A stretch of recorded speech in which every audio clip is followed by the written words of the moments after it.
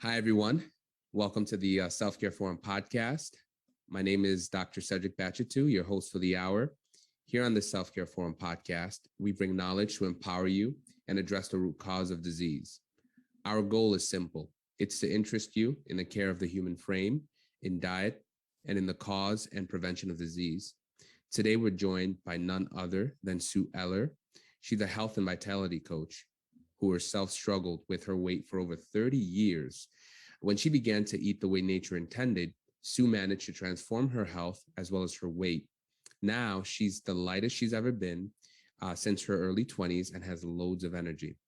This new way of eating has even helped her overcome joint pain and stiffness.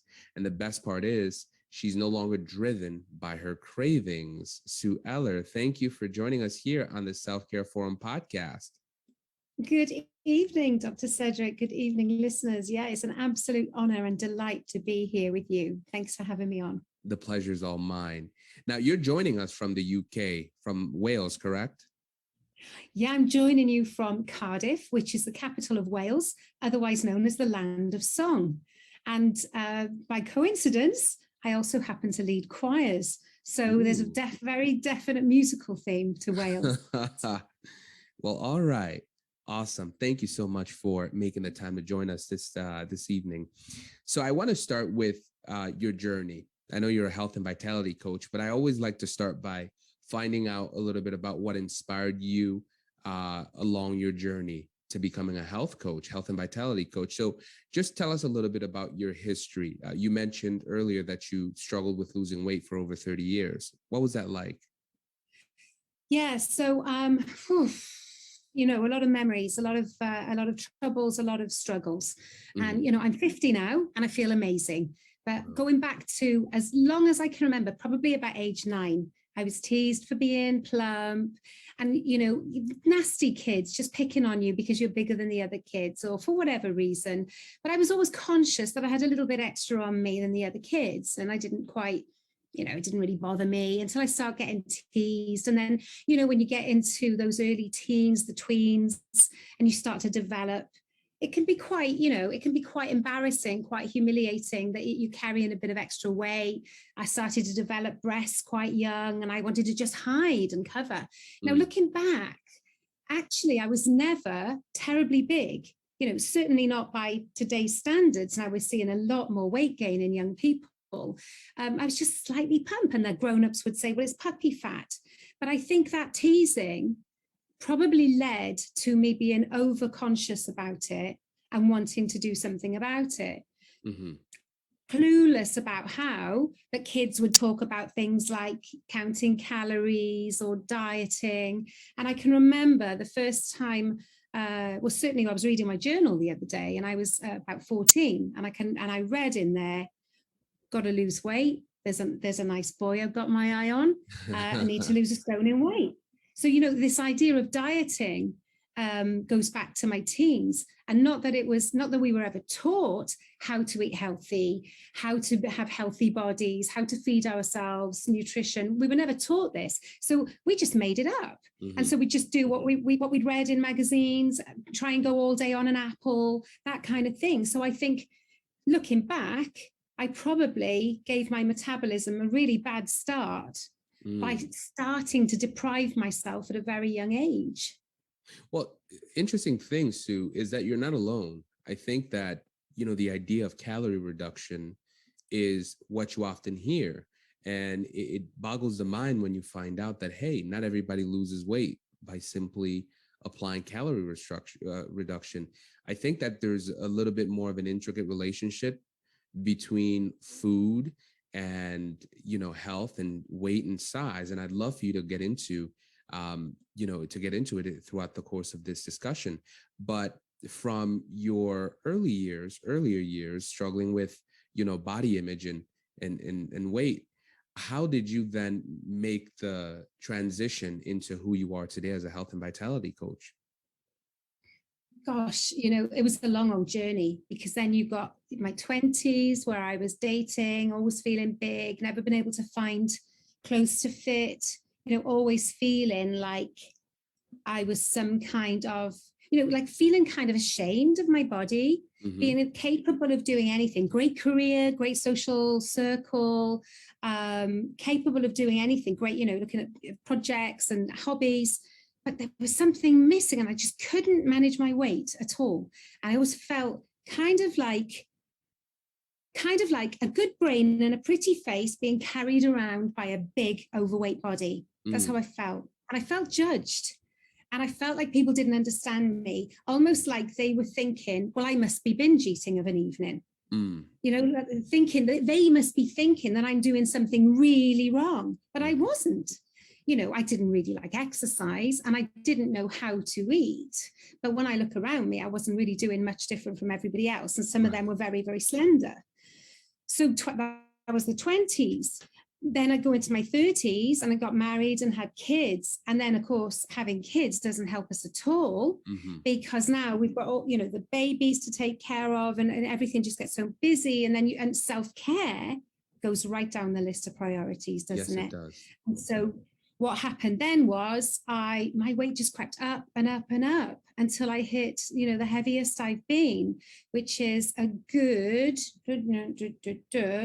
we say stones, you say pounds, don't you? So 3.5 stones, which is 3.5 times 14. So what's that? I'll get that. 50 odd? 50, 49.50. Yeah. Wow. Pounds heavier than I am now, just after I had my second baby. And that's probably at least three dress sizes. And I felt really despondent. I felt desperate, because I didn't know how to sort it out. I'd been on every diet going, they didn't work for me. And that's not to say that they wouldn't work if I stuck to them, but they didn't work because I couldn't stick to them, because they required so much willpower and discipline and food prep and going every week and being really set on, and I just couldn't do it. I just didn't have that capacity. So, I struggled 30s, 40s. I think more recently in my 40s, I started to find things that worked a bit. So I came across the idea of low carbing, and I knew that I was onto something with low carbing, because low carbing seemed to be a way of reducing the appetite and controlling the hunger cravings. But I knew that it wasn't the whole solution, because it just felt unsustainable, and I wasn't eating any fruit. So it's just something not quite right about it. Further on down the line, I discovered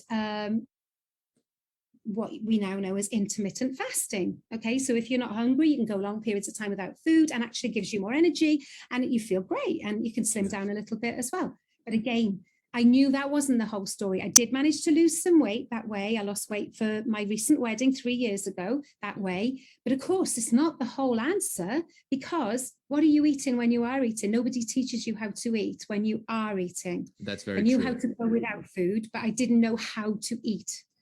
And so, of course, the inevitable happened. As soon as I go on honeymoon, it all goes back on again. So it's temporary weight loss, weight release, yeah? Yes. So come 2 years ago, I'm 48, just going 49, and I'm looking for something new. And I stumbled across a webinar by Eric Edmeades. Now, he's the founder of a program called Wildfit, which is really big in the States, really big in Canada, less well known everywhere else, but it is now in something like 180 countries. But what Eric was talking about really got me listening. And he was talking about how it isn't our fault that we're gaining weight. And I thought, ooh, this is interesting, because this is how I felt. And what he was talking about was how the food industry is to blame for keeping us addicted to all the wrong foods, because they put in sugar in everything, right? Sugar, addictive substances like caffeine, stimulants, certain flavorings, monosodium glutamate, these kind of addictive flavorings and enhancers. Yes. And highly processed, highly tasty, but not particularly healthy foods, and yet we develop a sort of craving for them based on convenience, based on that hit that we get, that maximum hit in flavor, and then we just get hooked. And so it just made a lot of sense. I thought, oh, great, I don't have to blame myself anymore. But here's the important point, is that now that we recognize that it wasn't our fault, that actually external influences have, been in control of our eating. Now that we recognize what's happened, it is our responsibility to do something about it. That's right.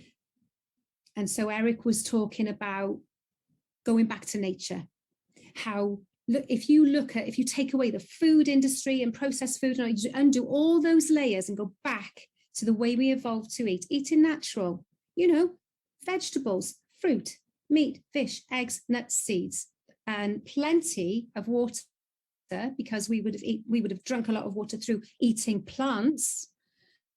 We would have been very well hydrated. So he's talking about the 6 human hungers, one of them being hydration. He's talking about low blood sugar hunger, which we get because we're eating these processed foods. So we get this high blood sugar, and then the insulin, and it takes us the blood sugar lower, and then we get these hunger pangs. So there's low blood sugar hunger. He was talking about emotional hunger. Now, this is where I specialize now, is in overcoming that emotional hunger. Yes. By satisfying emotional needs in other ways than food.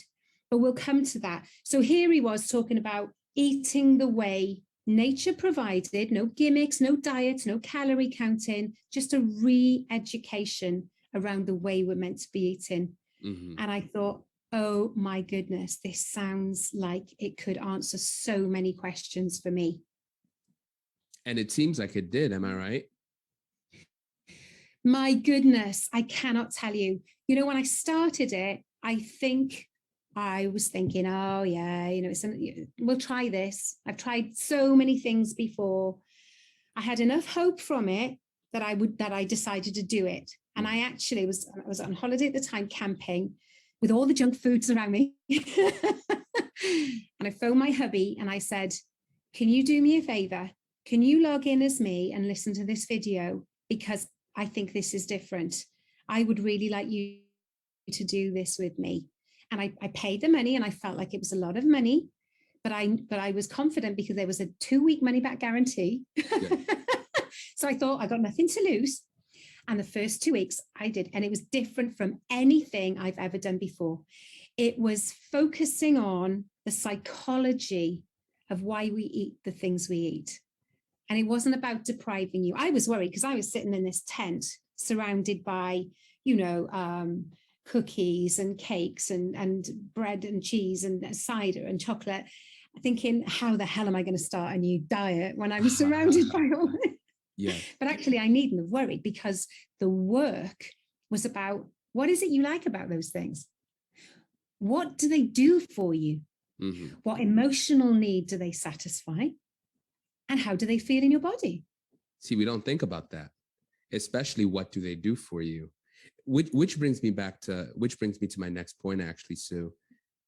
First of all, your before and after pictures, unbelievable. They're phenomenal. The transformation that took place, unbelievable. And, thank you.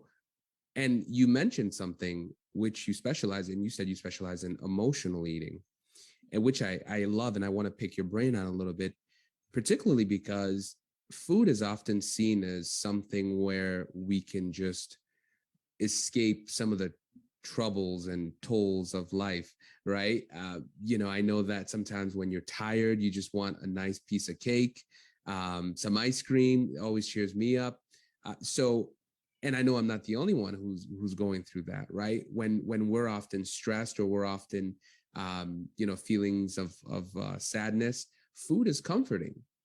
And so I want you to talk a little bit about that and how it ties into why so many of us are struggling with weight. Yeah.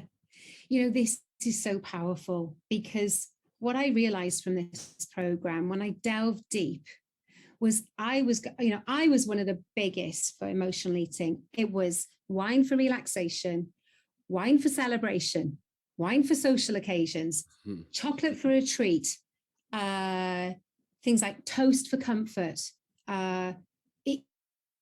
eating more of anything that was absolutely delicious because it was a celebration of food, right? So many different emotional reasons for eating. I had them all. And what this program helped me to kind of analyze was exactly what is it about that food that we want, and what is it doing for us, and what isn't it? What do we think it's doing, but it's not? So, for example, if you get somebody, if you say, for example, it's chocolate. And for them, it's they want a reward. They've had a busy day. They've done very, very well. They're rewarding themselves. They're going to sit down with some chocolate. So the question is, does the chocolate actually reward you? Do you feel rewarded? And what people will say to me, because I've asked hundreds of people this, what people will say to me is, yes, it feels rewarding. And then I say, for how long? Oh, well, it feels rewarding for as long as the chocolate is there. For as long as I can taste it on my tongue, I feel rewarded. But when it's gone, I feel deprived again. Right. So the emotional need that's behind that requirement for chocolate, the emotional need that's there, is not actually being met. It's like having it masked with a sticking plaster.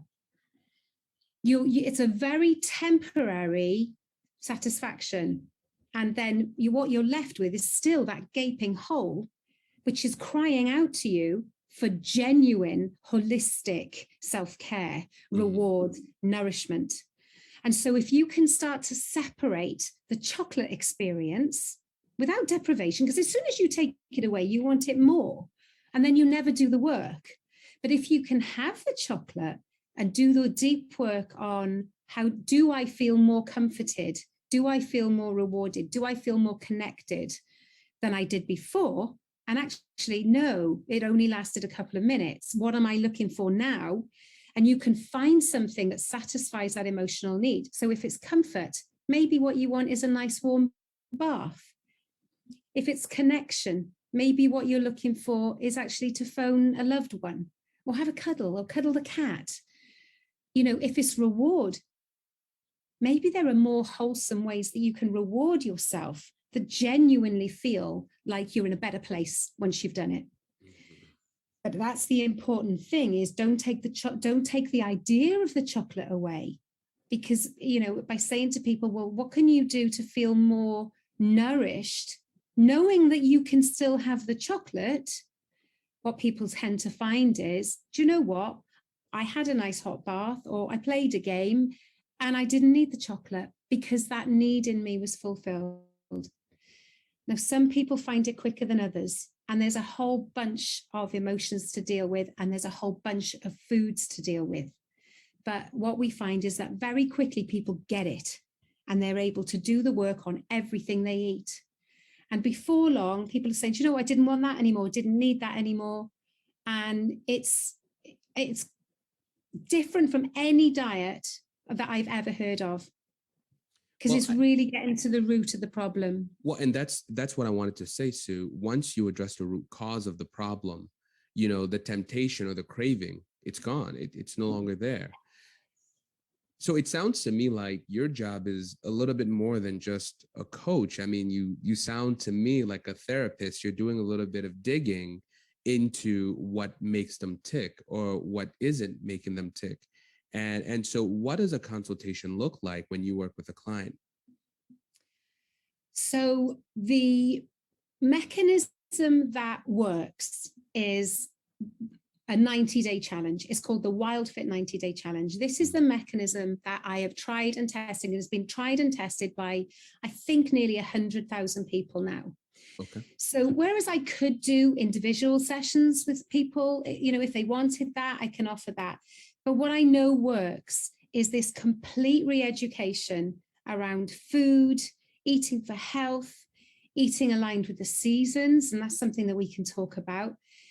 Understanding emotional eating, there's a whole series of principles to learn that, when all put together, and a little bit of a few things that I hinted on earlier, like the interesting principle of eating low carb, but only in season. The interesting principle of intermittent fasting, but only when you're well nourished and you're well in control of your food behaviors. This principle of emotional eating and this principle of eating closely aligned to nature. And as we already talked about, the food industry overcoming the grip that the food industry has on us. You know, there's a lot to learn. And so what we find works is this tried and tested method called the Wildfit 90-day challenge. Mm-hmm. So Wildfit is available to anybody, but I'm a certified Wildfit coach, which means that what you get when you come to me is you get the Wildfit training program, but you also get my coaching. And so that is where we dig deep into the emotional reasons for eating, but also I'm a very pragmatic coach in terms of, you know, how to eat.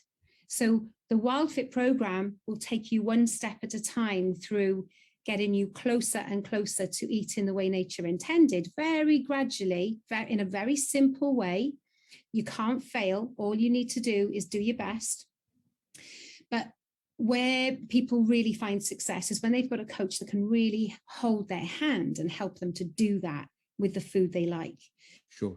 You know, sometimes people are coming to me and they don't really cook. They don't even chop. They just open packets. Okay. And if they're at that place, that's absolutely fine, because we can do some fantastic work with them.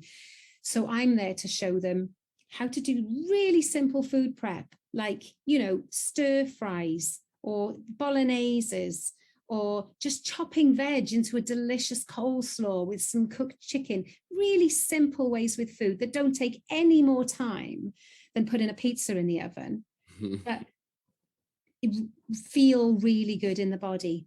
And when you start to do this, just a tiny step at a time, you start to feel better. You start to feel better in your body. How can you not?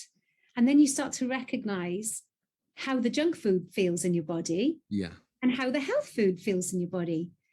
And you start to feel better. And then you start to notice as your taste buds change, because you've taken a break from some of the really unhelpful stuff. Yeah. As your taste buds start to change and grow more fond of the healthier stuff, the vegetables, the healthy proteins, the fruits, you start to, you won't want to go back. So it's this kind of reprogramming. And yeah, as I said, the way we find that works best is to do the whole program, which is 90 days. And in that 90 days, what we find is by the end of that program, people are eating pure and natural. They're no longer under the grip of the food industry and the marketing and the supermarkets and convenience. They now have free choice. So if they want to eat something like our beloved chocolate, they can have it. But this is different because they're going to have it more consciously. It's not going to be a compulsion. It's going to be a conscious gourmet choice.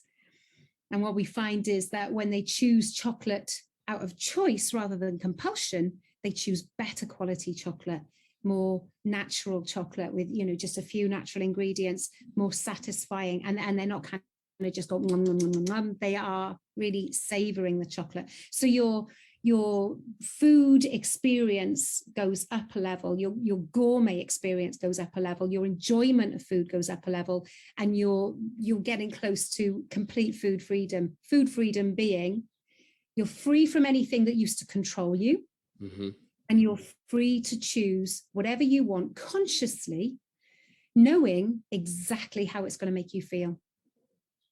Thank you for sharing that. And to that point, I do want to say that sugar is probably one of the most addicting substances on the planet. And if you live in the Western world, in the developed world, much of what you eat is packed full of sugar. There's an illustration that I like to share when I do my presentations. It goes ahead and shows the brain, the human brain, and then it goes to show the human brain when it's addicted or exposed to crack cocaine. And then it shows that same human brain or another human brain, how it lights up when it's exposed to sugar, right? And sugar has a more potent effect on the brain, on the pleasure pathway of the brain. So which goes to tell you, sugar is more addicting than even illicit drugs. And the food manufacturers, they completely understand, because from their point of view, it's about marketing. You want food to taste good. You want people to have a connection with this food product that they're purchasing.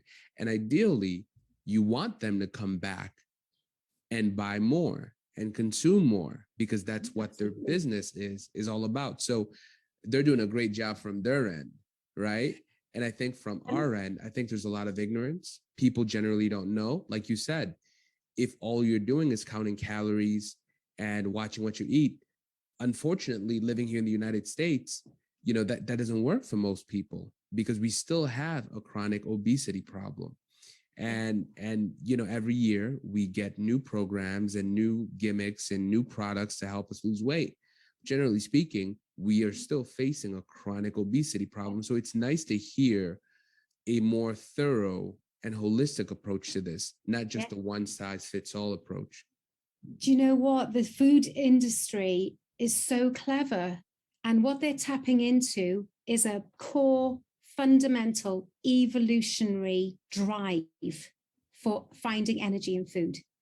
Eric Edmeades, founder of Wildfit, spends a lot of time with a tribe called the Hadza Bush people. And he sees firsthand, they're as close as we've got to knowing how it would have been like in hunter-gatherer times. And one of the things that he's witnessed, he found absolutely incredible, was they're all out on some kind of hunt or whatever it is, and there's a rock face, like a cliff, and their young kids start climbing this cliff, hundreds of feet, as I understand it. And he's like, what are they doing? What are they doing? They're climbing to get the honey. They are risking life and limb for something sweet. Now, this is what nature intended. What doesn't kill us makes us stronger, right? Yes. So this drive for sweetness is very genuine. And that drive is for natural sweetness. And the sweetest thing that's available to us in nature is probably honey, right? But look how much sweeter processed sugars are than honey. So they're tapping into something that's very natural and accentuating it even further by making that into a refined white powder. So it's incredibly powerful. I wanted to also mention, because you said, the Western world, the developed world, and actually my eyes were opened recently because I am involved in a community project in Uganda. Okay. And my good friend out there, an amazing young chap called Buyinza Morgan, was fascinated about my health coaching. We originally connected because we're both choir leaders, but that's aside the point. He was fascinated by the health coaching because he said, Sue, I'm seeing obesity in my community. They're malnourished, right? There's the malnourishment in their community is rife. They barely manage to feed themselves. And yet he's seeing obesity in the younger generations. Yeah. And I said, what's going on? Is it, what is it? Is it Coca-Cola? What is it? And he said, it's sugar. He said, I am seeing the young people put sugar on their porridge and sugar in their tea all day. And I said, is it cheap? No, he said, it's not cheap. They're spending any money they have on it. He said, Sue, you've got to come. You've got to teach the young people. That's right. So it's not just the developed world. You're absolutely right. It's again, when I look at the history of sugar and you see how it's gone from something that was generally reserved for the rich and the wealthy to now something that's essentially ubiquitous. It's in everything. It's in every product. It has many different names, essentially all of them covering for white sugar, right? It's ubiquitous. You can't escape it.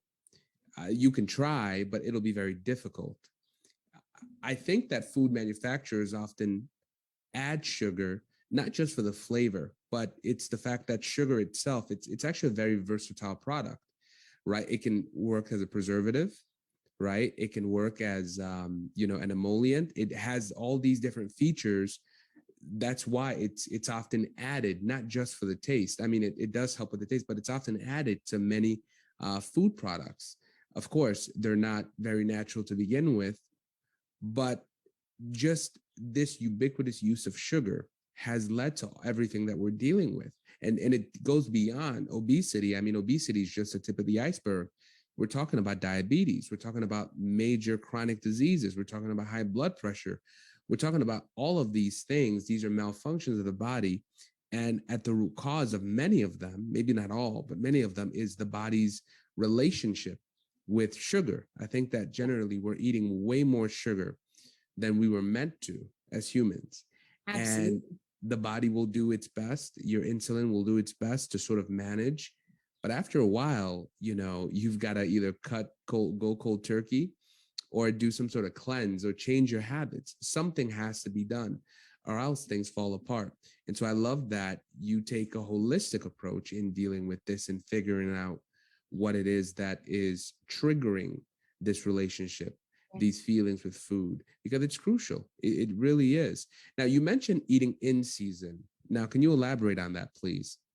Yeah, so this is something else really fascinating about the way we evolved. If you think about, for the last, 100,000 years, maybe more, maybe as many as 1,000,000 years, the humans have been evolving, and our systems have been tailoring themselves to what's available on the planet, in terms of food. So we've evolved a kind of natural human diet. Like every other animal on the planet has its own diet that it evolved to eat. When it doesn't eat that way, if you take an animal from the wild and put it in captivity and do the best you can to give it what it wants, but you're not giving it its correct diet, it doesn't thrive. And it's the same with humans. So if you study the way we evolved to eat over not just the last 10,000 years, because our bodies haven't really changed much over 10,000 years, but more like 100,000 years. And you look at what we were eating, no surprises: vegetables, fruit, meat, fish, eggs, nuts, and seeds, right? Basically. But then you look at it in more detail, and you look at what time of the year did we have the different foods? Well, we all evolved, as we understand it, in kind of southern Africa, I believe, and wherever that was, whatever the weather was like, we would have certainly had seasons. So there would have been a rainy season, there would have been a lot of sun, and there would have been a harvest, and there would have been a winter. If you look at how we eat in, let's say, harvest time, the fall, what we call autumn, there was a lot of, ripe fruits, root vegetables that had been ripening all year. So a lot of natural carbohydrates available in our diet, which is very good news for humans, because what follows fall is a very harsh winter. And so for humans, those that were able to access more of those carby foods and store it on our bodies in the form of fat and glycogen and so on, we had more energy stored, so that we had a better chance of surviving the winter. Come spring, what grows in spring? What would have been available to us? Well, rains come down, green veg comes up, a lot of green leaves, green shoots, various sort of vegetables, the lower carb, watery vegetables, and maybe some baby animals running around, maybe some eggs, be able to scavenge some eggs, seafood, things starting to come to life again. Sorry, baby animals, but this is just the way we evolved. So a lot of veg and some proteins, no fruits, no carbohydrates, no root vegetables. Interesting, isn't it? Yes, it is. So spring is very, very different from fall. So fall being a very high carbohydrate, possibly lower fat, lower protein, because if we were getting more of our food and energy requirements from carbohydrates, we probably would have done less hunting. That's true. Spring, what we find is when we're eating low carb with plenty, healthy low carb, loads of veg, what nature does to us is it puts us in a state of fat burning, that you and I know as ketosis, but a very natural, healthy version of ketosis that the body thrives upon. What does that do? Anybody that's been on a low carb diet, with certainly a healthy version, will know that it gives you loads of energy, because spring wants human beings to be, as we say, full of the joys of spring. It wants us to have energy to start hunting and mating and building shelters and doing the community stuff that we need to do. It wants us to be high on energy. So we have this season of spring. And summer is kind of a nice blend between spring and autumn, if you like. Some berries start to appear, some low sugar fruits like melons, that kind of thing. So we've got summer, which is a little bit more carby, a bit more of a balance between the proteins and the carbs. And what we find is that every season has a health benefit, or more than one. The health benefit of spring is weight release, high energy, and a kind of healing. Because what scientists are starting to discover now is that a healthy ketosis can really do wonders for prevention of chronic disease. Summer is an excellent season for maintenance, because it's a lovely balance of all the foods we love, and it's not too high in any one particular thing. You go into autumn, this is a restorative season, you know, especially for those who are looking to gain weight or to restore healthy body tissue. And of course, we're filling up on all these delicious fruits, all the nutrients in the fruits, the hydration. Winter, interestingly, a very healthy season for us if we survived it, because of course we would have been fasting. And we now know the health benefits of fasting. Yes. So when I talk about eating seasonally, I don't mean, oh, look, it's March, we're going into spring. What I mean is, because we're sophisticated and we do have supermarkets, which is where they are a blessing, we can mimic nature's spring at any time of the year. So with Wildfit, what we teach is spring is a great season for weight release. So we teach people how to go into spring, how to enjoy that season, how to prepare delicious foods in that season, and they find it, you know, much, much easier. Generally, people find it much easier to release weight in spring. So we teach people to cycle through the seasons depending on their objectives, you see. So this is the beauty of it. I find it magical. Yeah, it's certainly interesting. As you were talking, it dawned on me that, you know, you find this in the animal kingdom as well, you know, these seasonal behavioral adaptations. I never really gave it much thought, so I'm glad that you're bringing it up here and you're you know, sharing it with us. But it's really to the testament of what you've been able to do for yourself as well as for your clients. So tell us a little bit about that. You know, what are some stories that you can share with, or testimonies you can share regarding some of the clients you've worked with? Oh, good grief. Well, if I start with my own, you know, we've already discussed like 3 sizes in weight, you know, so many, a couple of stones in weight. But what I hadn't realized was that I was suffering with inflammation. I hadn't realized because I didn't know that's what it was. Mm-hmm. What I did notice was that for at least 10 years, possibly 15 or 20, I was having joint pain, joint stiffness, joint issues, a lot of tendonitis, stiff hips. So, you know, I sing. If I was ever standing in a choir before long, I'd be like, oh, you know, why are my hips so stiff? I'd be moving around and I wouldn't know what it was. And I would ask everybody, what is this? You know, is it me? And I just came to the conclusion that I was a stiff person. I don't know why. Didn't realize it's chronic inflammation, water retention. You know, had no idea. It also manifested itself in puffy eyes. I mean, they're not too bad now, but back then, 10 years ago, really big bags under my eyes. I had no idea that it was food related. So that was an additional blessing of the program for me, which is why it wasn't just about weight, which is why I decided I need to coach this. This is fantastic.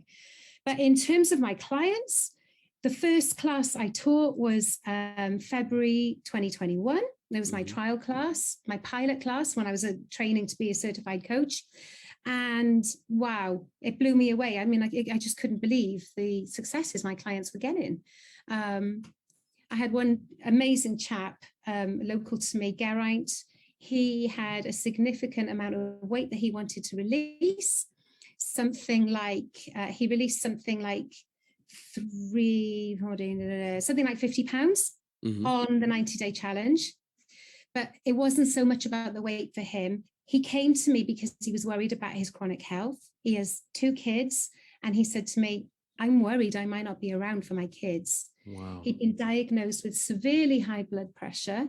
He was worried about type 2 diabetes and a number of other things, heart related.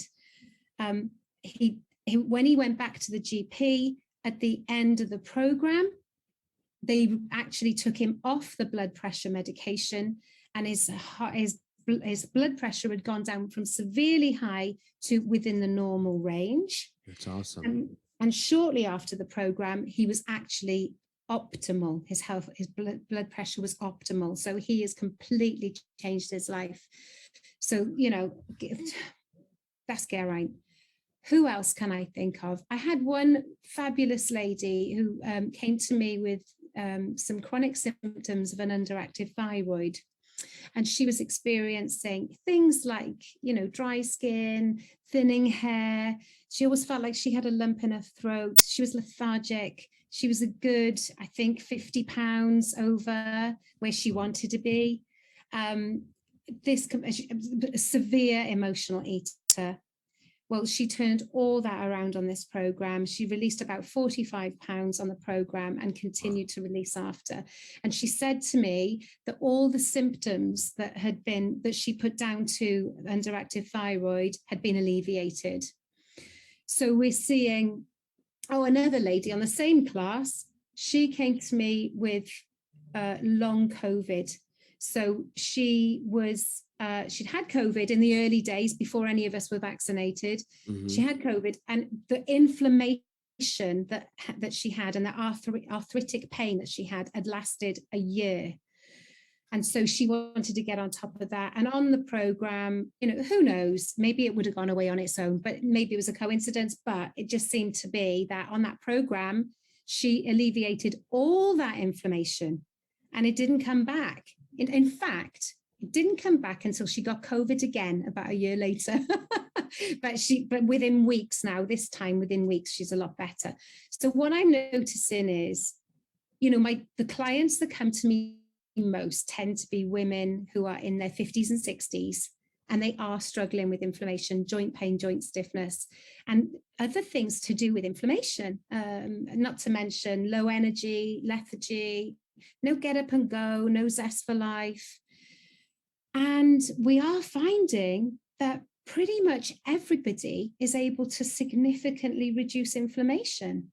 Who would have thought that it was so much to do with food? But actually, I've been following an amazing scientific group called, you may have heard of Zoe, the nutrition study.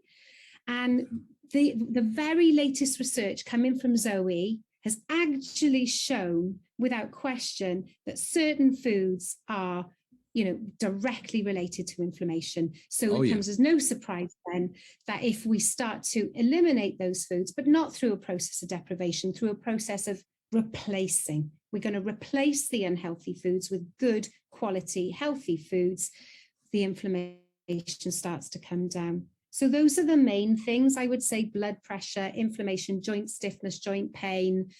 Oh, the other thing that we see a lot of improvement with is digestive disorders. So I've had clients say that they're terrible Crohn's, IBS, diverticulitis, finding a lot of relief. Some, 1 or 2 people have actually said, well, it's gone, but, I can't claim that this cures it. But what I am seeing is that their symptoms are significantly reduced. And what I think is going on there is, I think, it's the gut microbiome. Yes. So you've actually hit 2 of the 7 points from my book. I have an upcoming book called Self-Care Advocate: 7 Steps to Prevent Chronic Disease. And really, the 7 steps that I mentioned in the book, the first of which, by the way, is reducing inflammation. And you touch upon it because, inflammation, for those who don't know, inflammation is anything in the body that is damaging or aging your cells, right? A lot of the foods that we eat, especially things that have been processed, right? They add an element of inflammation in the body by bringing in what's called free radicals. And you can think of these as sort of damaged molecules that are bouncing around along your arteries throughout your body, looking to destabilize, other organs, essentially cause trouble in your body. And so one of the ways in which you fight them is by getting rid of them.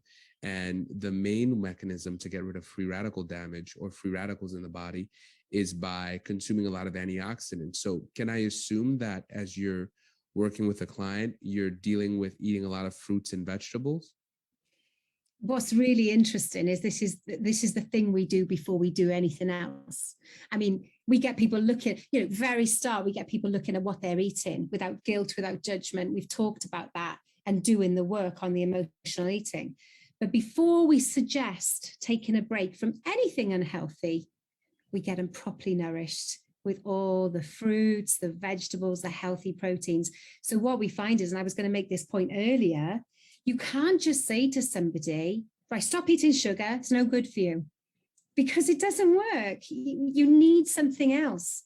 So Yes. when you're able to enjoy and really appreciate delicious fruits, unrestricted, and start to think about fruits as your sweetness and your joy and your pleasure, now you've got a mechanism out, and your blood sugar starts to get more stabilized.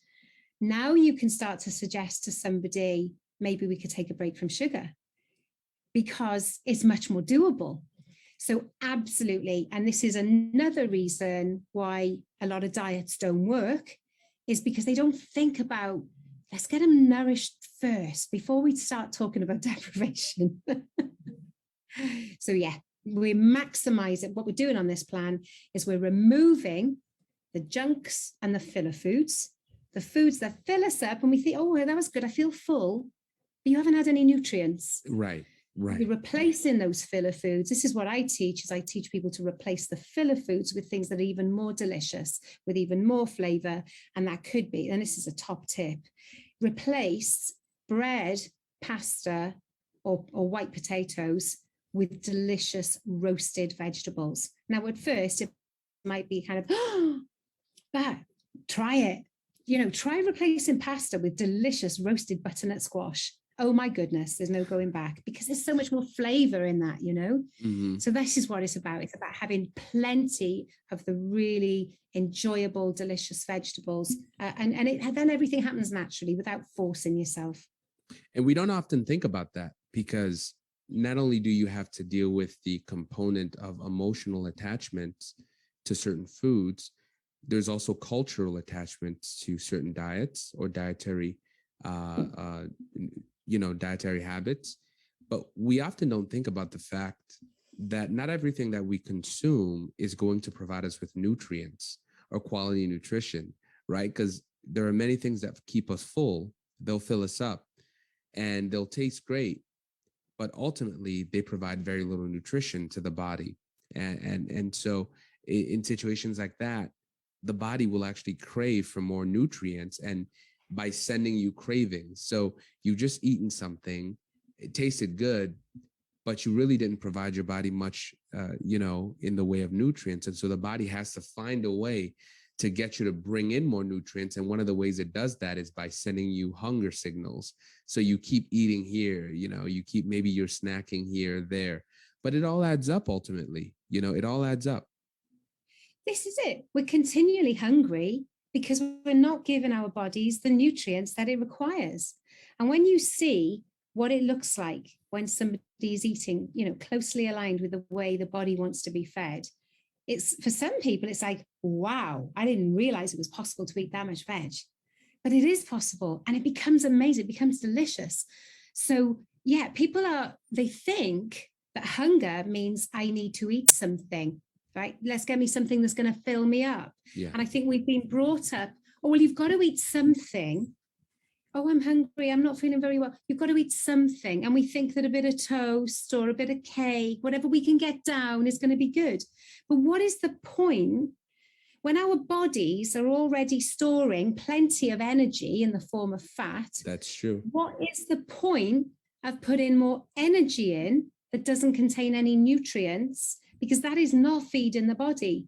And what we've kind of forgotten is that actually the body is so sophisticated and so clever that it will give you signals. And when you're not giving it the nutrients it requires, it's called nutritional hunger. That's what we call it, nutritional hunger. You will get signals to eat. And if you're not completely aligned with, natural eating, you're not going to read those signals very intuitively. You're just going to go, well, I need something to eat. And it might be a bit of cake. But when you're more aligned, you'll be able to read those signals. So for me, I'm able to tell the difference between having an empty stomach and being nutritionally hungry. Mm-hmm.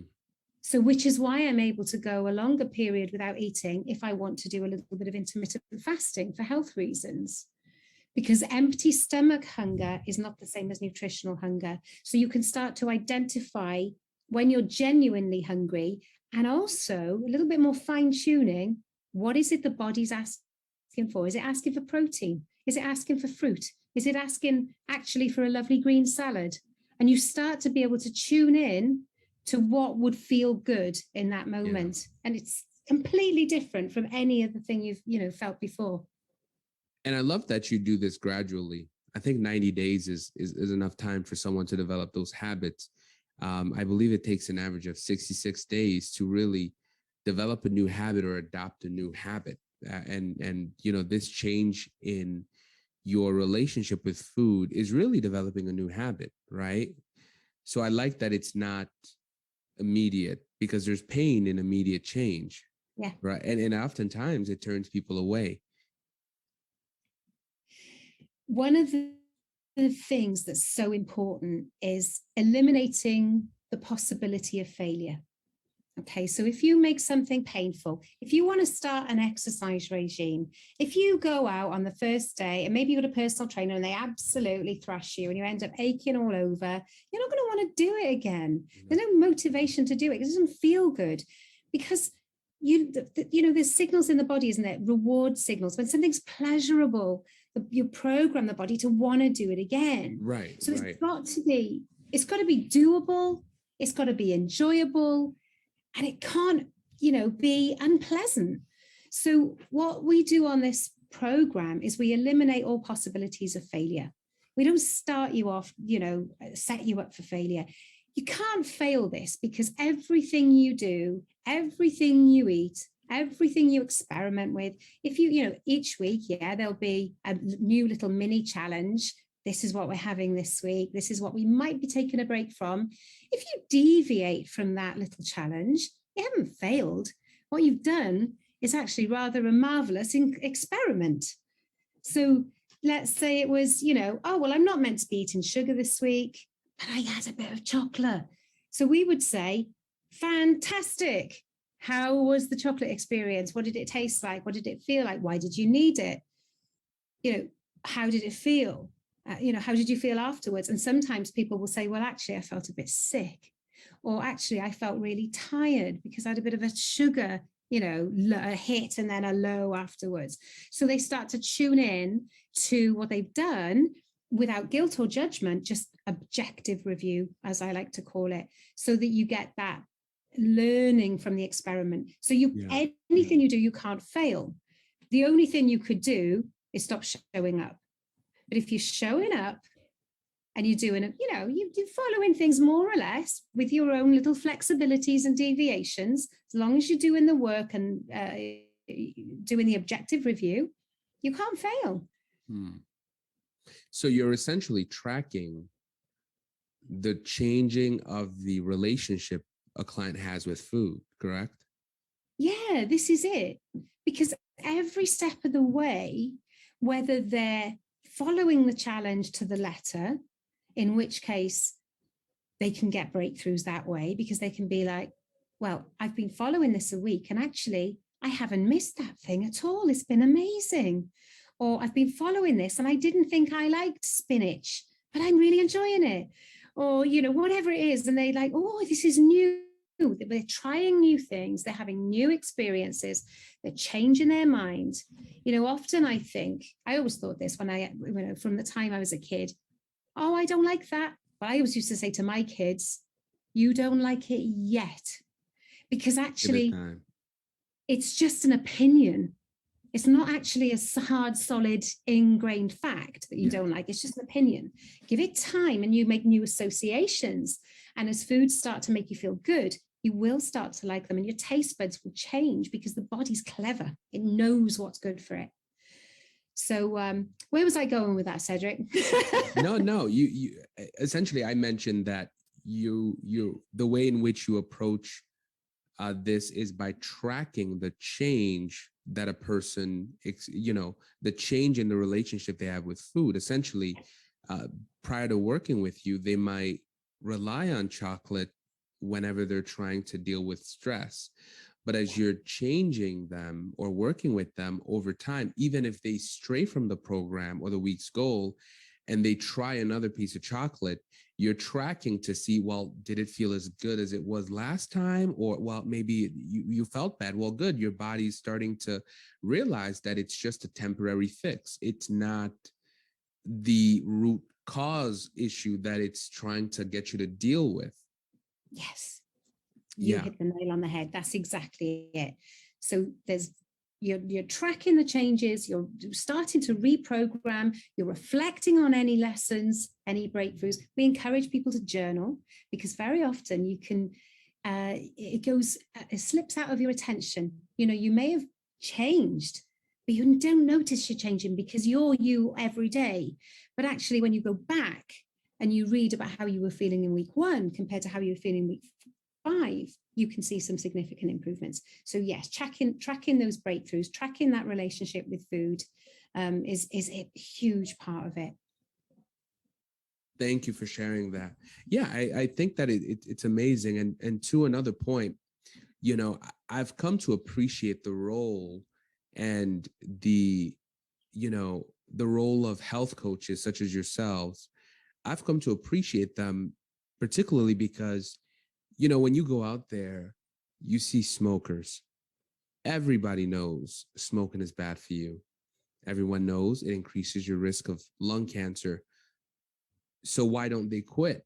I think a lot of it is because nicotine is an addicting substance, and that's true. But the point that I like to elaborate is that knowledge is only half the battle. Right? People know, we generally have a good idea that eating a hamburger every day isn't the best choice for nutrients or getting your enough nutrition throughout the day.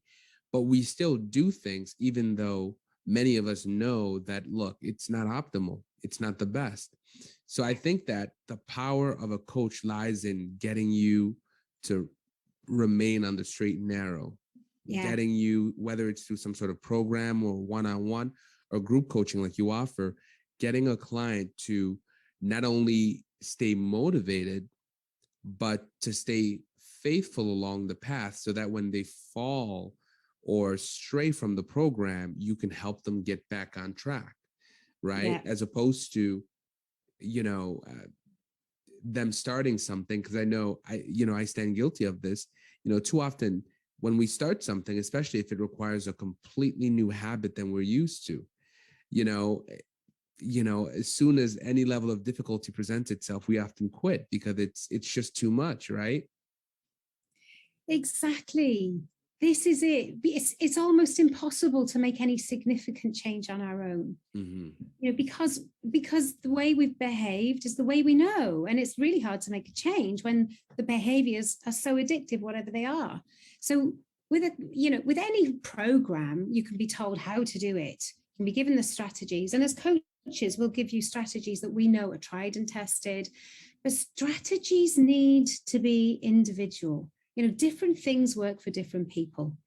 So you've got, exactly as you said, your coach is there to provide you with the motivation when you need it the most, the encouragement to keep you thinking in that kind of upward spiral. You know what it's like when you start to think positive, then, and more positive thoughts come of positive thoughts, and you start to get this upward spiral. But the opposite can happen. One negative thought can lead to a downward spiral. So a coach's job is to catch you before it starts to spiral down and to quickly change it around. One tiny suggestion can be all it needs for that positive spiral to start again. So that's one of the roles of the coach. but also to provide strategies, solutions almost, but almost the client finding the solution themselves with the help of a coach. So let's say, for example, somebody says, oh, I can't do this, I don't like vegetables. Now, if they had a program and they were just following it on their own, and the program said, eat lots of vegetables, they would go, can't do it, don't like vegetables. That's finished. Right. Packing it in, throwing in the towel. But if you've got a coach, the coach can say to you, that's interesting. Which vegetables do you like? And it's partly in the language, and it's partly in teasing out of them. You know, they may have said they don't like vegetables, but actually, if you dig deep, maybe they like carrots, or maybe they can tolerate lettuce and tomato, whatever it is, right? So you're digging deep and you're helping the client find the solution by starting to find some positives. So it's finding the strategies that work for that individual. So, you know, the smaller the group and the more time you get with your coach, the better there, because they can tailor the solutions for you and really find out what's going on for you and offer some suggestions, or indeed, even better, you know, find the solutions within you. This, you know, really the solutions are there. You just need a little bit of help with the thinking. Wow. Thank you. Thank you for that. And so I'm curious, Sue, how can those who watch this interview, how can they get in touch with you in order to work with you? Yeah, so I would be absolutely delighted if any of your listeners would get in touch with me. So they can go to my website, which is sueellar.com. And on there, there's a couple of freebies. First of all, if all you're interested in is looking deeper at the emotional eating, then there's a free masterclass that you can have on there, which is a 1-hour workshop with a free workbook that'll help you really walk through what's going on for you when you eat for comfort, reward, and that kind of thing. So there's one thing. But for anybody that really wants to talk about the program and is ready to, maybe they're ready to work with a coach, or maybe they're not sure, or maybe they're not sure if this is the right program for them, what I offer is a free 45-minute health discovery call. And in that time, we can really find out what's going on for you in terms of your health, what you want to achieve, what's been going wrong for you in terms of weight or chronic health, whatever it is, food, relationship with food. And I can offer some immediate tips and advice that you can take action on straight away. But also I can help you understand if the program is going to benefit you.